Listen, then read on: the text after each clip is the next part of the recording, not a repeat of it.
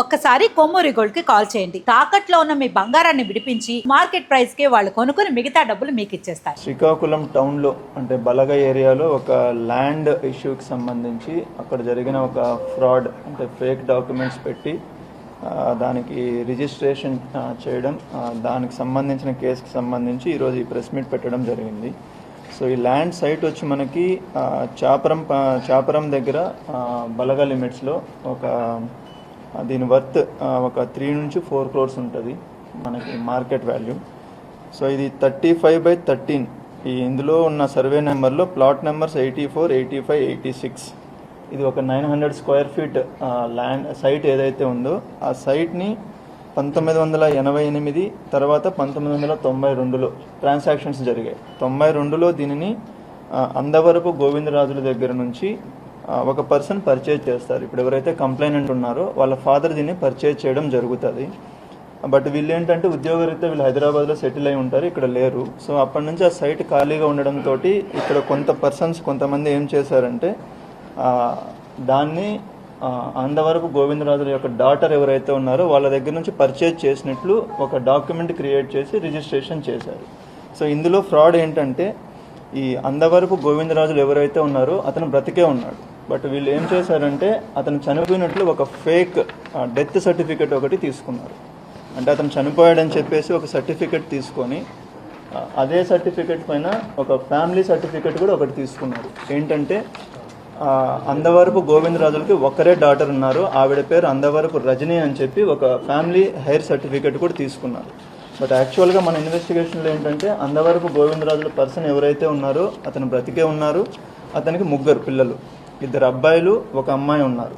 So but వీళ్ళు ఈ 2 కూడా ఫేక్ డాక్యుమెంట్స్ క్రియేట్ చేసి ఈ డాక్యుమెంట్ బేసిస్ తోటి ఏ రజని, యాక్చువల్గా వాళ్ళ ఇంటి పేరు అడపాల రజని, బట్ మనకి ఆధార్ కార్డులో ఏ రజని అని రాపించుకొని ఈ ఏ రజని అన్న వ్యక్తే అందవరపు రజని అని చెప్పేసి ఆధార్ కార్డుని పెట్టేసి రిజిస్ట్రేషన్ చేయడం జరిగింది. రిజిస్ట్రేషన్ చేసేటప్పుడు కూడా ఏంటంటే ఇందులో ఏం చేయాలంటే యాజ్ పర్ రిజిస్ట్రేషన్ యాక్ట్ మనకి చేయవలసింది ఏంటంటే 5 lakhs అబౌవ్ ట్రాన్సాక్షన్ ఏది ఉన్నా కూడా దానికి పాన్ కార్డ్ తీసుకోవాలి. బట్ ఇక్కడ ఎక్కడ పాన్ కార్డ్ అన్నది సబ్ రిజిస్ట్రార్ గారు తీసుకోలేదు. పాన్ కార్డ్ ఏమీ లేకుండా జస్ట్ మనకి ఏదైతే వీళ్ళు ఒక అగ్రిమెంట్ చేసుకొని ఉంటారో ఈ అగ్రిమెంట్లో దపదపాలుగా మాకు కొంచెం అమౌంట్ ఒక 35 లక్షల రూపాయల అమౌంట్ వచ్చిందని చెప్పి ఏదైతే రాశారో దాని బేసిస్ మీద పాన్ కార్డ్ లేకుండా రిజిస్ట్రేషన్ చేశారు. బట్ మనకు అదే రిజిస్ట్రేషన్ యాక్ట్లో ఇంకొక ఆల్టర్నేటివ్ ఏముందంటే ఇన్ కేస్ ఎవరికైనా పాన్ కార్డు లేకపోతే Form 60 ఫిల్ చేయవలసి ఉంటుంది. Form 60 ఫిల్ చేసి అందులో సోర్స్ ఆఫ్ ఇన్కమ్ చూపించి మేము ఈ ట్రాన్సాక్షన్స్ చేశామని చెప్పి వాళ్ళు ఒక సిగ్నేచర్ చేయవలసి ఉంటుంది. దానికి సంబంధించి Form 60 ఏదైతే ఉందో ఆ Form 60లో కూడా ఎక్కడా వీళ్ళు సిగ్నేచర్స్ కూడా లేవు. సో విచ్ మీన్స్ దానికి కావాల్సిన పాన్ కార్డు వెరిఫికేషన్ తీసుకోలేదు, Form 60 తీసుకోలేదు. అలానే మనకి అగ్రిమెంట్లో ఏదైతే పేరు ఉంటుందో ఆ పేరే సేమ్ అడ్రస్ తోటి మనకు ఆధార్ కార్డులో ఉండాలి. ఆ మినిమం వెరిఫికేషన్ కూడా చేయకుండా సబ్ రిజిస్టర్ గారు ఎవరైతే ఉన్నారో అప్పుడు ఆమ్దాల వలస సబ్ రిజిస్టర్ ఎవరైతే ఉన్నారో దాన్ని రిజిస్ట్రేషన్ చేయడం జరిగింది. సో ఇది ఫర్దర్గా ఇన్వెస్టిగేట్ చేసినప్పుడు మనకి తెలిసింది ఏంటంటే ఎవరైతే ఇతను తెలుగు సతీష్ కుమార్ అన్న పర్సన్ ఎవరైతే ఉన్నారో ఈ పర్సన్ ఈజ్ ద మెయిన్ దీన్ని మొత్తాన్ని ఆర్గనైజ్ చేసి దీన్ని మొత్తాన్ని ఈ డాక్యుమెంట్స్ ఫేక్ డాక్యుమెంట్స్ క్రియేట్ చేయడం కావచ్చు, ఆ ఫేక్ డాక్యుమెంట్స్ పట్టుకొని దాన్ని మనకి సబ్ రిజిస్టర్ ఆఫీస్లోకి వెళ్ళి రిజిస్ట్రేషన్ చేయించడం కావచ్చు, ఇదంతా ఈ పర్సన్ చేయడం జరుగుతుంది. ఇతనికి సపోర్టుగా ఎవరైతే త్రినాథ్ అన్న వ్యక్తి ఉన్నారో ఇతను కూనా పెద్దిరాజు తోటి కలిసి ఈ ఫేక్ డాక్యుమెంట్స్ అన్ని క్రియేట్ చేయడం, ఈ అగ్రిమెంట్ క్రియేట్ చేయడం ఇవన్నీ జరిగాయి. దీనికి సంబంధించి ఎవరైతే రిసీవర్ అంటే పర్చేజర్ ఎవరైతే ఉన్నారో వీళ్ళు వచ్చేసి ఈ ఎక్స్ స్పీకర్గా ఎవరైతే వర్క్ చేశారో తమ్మినేని సీతారాం గారు అబ్బాయి తమ్మినేని వెంకట శ్రీరామ చిరంజీవి నాగ అలియాస్ నాని, ఈ వ్యక్తి నేమ్ తోటి రిజిస్ట్రేషన్ చేసుకోవడం జరిగింది ఇది. సో ఇందులో ఏంటంటే వాళ్ళు ఎవరైతే పర్చేజర్ బయ్యర్ ఉన్నారో ఆ నాని కావచ్చు, ఆ తమ్మినేని సీతారాం గారు కావచ్చు, వాళ్ళ స్పౌజ్ తమ్మినేని వాణి గారు ఎవరైతే ఉన్నారో వీళ్ళు 3 కలిసి వాళ్ళ కాలేజీలో ప్రైవేట్ డిగ్రీ కాలేజ్ ఏదైతే ఆమ్దాల వలసలో రన్ చేస్తున్నారో అందులో ఉన్న 4 లెక్చరర్స్ ఫ్యాకల్టీ మెంబర్స్ ఎవరైతే ఉన్నారో వాళ్ళని సాక్షి సంతకాలు పెట్టించారు ఈ 2 డాక్యుమెంట్స్లో. మనం ఎప్పుడైనా రిజిస్ట్రేషన్ చేసేటప్పుడు సాక్షి సంతకాలు ఎందుకు పెడతారంటే ఎవరైతే బయ్యర్ ఉన్నారో ఆ వ్యక్తి నాకు తెలుసు, అలానే ఎవరైతే సెల్లర్ ఉన్నారో అమ్ముతున్న వ్యక్తి కూడా నాకు తెలుసు అన్న దాని మీద సాక్షి సంతకాలు పెడతారు. బట్ ఈ నలుగురికి ఎవరికి సెల్లర్ ఎవరైతే రజనీ ఉన్నారో ఆ పర్సన్ పరిచయం లేదు, ఆవిడ ఎక్కడ ఉంటారో కూడా తెలియదు యాక్చువల్గా వీళ్ళకి. సో జస్ట్ వాళ్ళు పెట్టమని చెప్పారు కాబట్టి వీళ్ళు పెట్టేశారు. దీని అంతటికి కూడా ఏంటంటే ఈ రజనీకి కావచ్చు, వాళ్ళ అల్లుడు లక్ష్మణ్ రావు ఎవరైతే సతీష్ దగ్గర అసిస్టెంట్గా ఉన్నారో వాళ్ళకి కావచ్చు, సతీష్ గారికి కావచ్చు, పెద్దిరాజు గారికి కావచ్చు, వీళ్ళందరికీ కూడా అమౌంట్స్ పే చేయడం జరిగింది. వాళ్ళు ఎవరైతే తమ్మినేని సీతారాం గారు ఉన్నారో, తమ్మినేని వాణి గారు అండ్ నాని అలియాస్ నాని ఎవరైతే ఉన్నారో వీళ్ళు పే చేయడం అన్నది జరిగింది. దీనిలో మనకి రజనీ అన్న వ్యక్తి ఎవరైతే ఉన్నారో ఈవిడ యాక్చువల్గా ఒడిస్సా జైపూర్ అక్కడ నివసిస్తూ ఉంటారు వీళ్ళు. వాళ్ళకి సంబంధించిన అల్లుడు లక్ష్మణ్ రావు ఎవరైతే ఇక్కడ ఉన్నారో అతను ఇక్కడ లోకల్గా ఉంటాడు. ఇతని ద్వారా సతీష్ అన్న పర్సన్ వాళ్ళని తీసుకొని వచ్చి ఇక్కడ రిజిస్ట్రేషన్ చేయడం, ఇలా ఏవైతే వేకెంట్ సైట్లు ఉన్నాయో వాటికి ఫేక్ సర్టిఫికెట్స్ క్రియేట్ చేయడం, ఈ రిజిస్ట్రేషన్స్ అన్ని చేయించడం జరుగుతుంది. ఇందులో A2 సతీష్ ఎవరైతే ఉన్నారో ఇతని పైన ఆల్రెడీ మనకు శ్రీకాకుళం రూరల్ పోలీస్ స్టేషన్లో 2 కేసెస్ ఉన్నాయి. రీసెంట్గా ఒక 3 months బ్యాక్ ఏదైతే అక్కడ ఒక సైట్లో వేకెంట్ సైట్లో వెళ్ళి వీళ్ళు ఆక్యుపై చేయడానికి ట్రై చేస్తే అక్కడ పబ్లిక్ పట్టుకొని పోలీస్కి అప్పచెప్పిన కేసు ఏదైతే ఉందో ఆ కేసులో కూడా ఇతను ప్రథమ ముద్దాయి.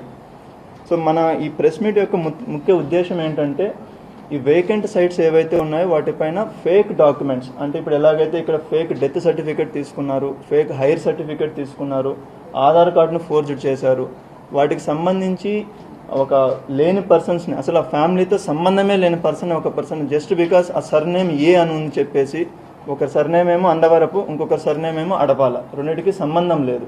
అలాంటి పర్సన్స్ని తీసుకొని వచ్చి ఇట్లా రిజిస్ట్రేషన్స్ చేసి యాక్చువల్ సైట్ ఓనర్స్ ఎవరైతే ఉన్నారో వాళ్ళకి ఇబ్బంది చేయడం అనేది జరుగుతుంది. సో మన ఇన్వెస్టిగేషన్లో తెలియంది ఏంటంటే ఈ సతీష్ కుమార్ అనే పర్సన్ ఎవరైతే ఉన్నారో ఇతను ఇలాంటివి ఇంకా కొన్ని చేశారు. మనకి ఇప్పుడు మన ఇన్వెస్టిగేషన్లో కొన్ని వచ్చే ఆ డీటెయిల్స్ అన్ని ఇప్పుడు చెప్పలేము. ఆ విక్టిమ్స్ ఎవరైతే ఉన్నారో వాళ్ళతో పోలీస్ అన్న వాళ్ళు మాట్లాడడం జరుగుతుంది. మీడియా ద్వారా అండ్ పబ్లిక్కి కూడా రిక్వెస్ట్ చేస్తున్నది ఏంటంటే ఇలాంటి ఇష్యూస్ మీకు ఏవైనా ఉంటే దయచేసి లోకల్ పోలీస్ స్టేషన్లో కంప్లైంట్స్ ఇవ్వండి. ఇస్తే దాన్ని ప్రాపర్గా డాక్యుమెంటేషన్ అన్ని వెరిఫై చేసి దాన్ని చేయడం అన్నది జరుగుతుంది. సో ఈ కేసుకి సంబంధించి ఈరోజు మొత్తం మనము 8 మందిని అరెస్ట్ చేయడం జరుగుతోంది.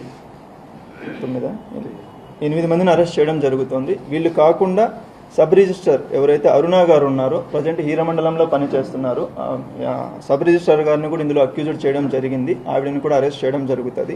రిమైనింగ్ పర్సన్స్ ఎవరైతే ఇంకా 4 ఉన్నారో, ఒకరు అబ్స్కాండింగ్లో ఉన్నారు, మిగిలిన 3 పర్సన్స్ ఏవైతే మనం మెన్షన్ చేశామో వాళ్ళను కూడా ఫర్దర్గా లీగల్ యాక్షన్ తీసుకోవడం అనేది జరుగుతుంది.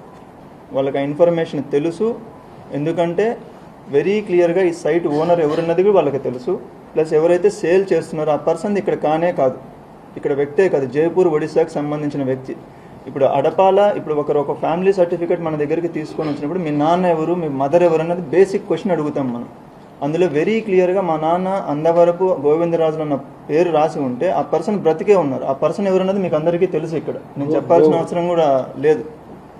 ఇక్కడ లోకల్గా ఏమని పిలుస్తారు, ఎందుకంటే అతనేం అన్నోన్ పర్సన్ కూడా కాదు, అందరికీ తెలిసిన పర్సనే అతను. సో అంత క్లియర్గా ఉన్నప్పుడు ఇది క్లియర్ క్రిమినల్ కన్స్పిరసీ. ఆ సైట్ ఏదైతే ఉందో అది తీసుకోవడానికి బోత్ పర్చేజర్ ఎవరైతే ఉన్నారో అతను కావచ్చు, సెల్లర్లో ఇదంతా చేశారు. దీన్ని మొత్తాన్ని ఆర్గనైజ్ చేసింది అటు సైడ్ బయ్యర్ సైడ్ ఆ వ్యక్తి అయితే, సెల్లర్ సైడ్ సతీష్ అన్న వ్యక్తి.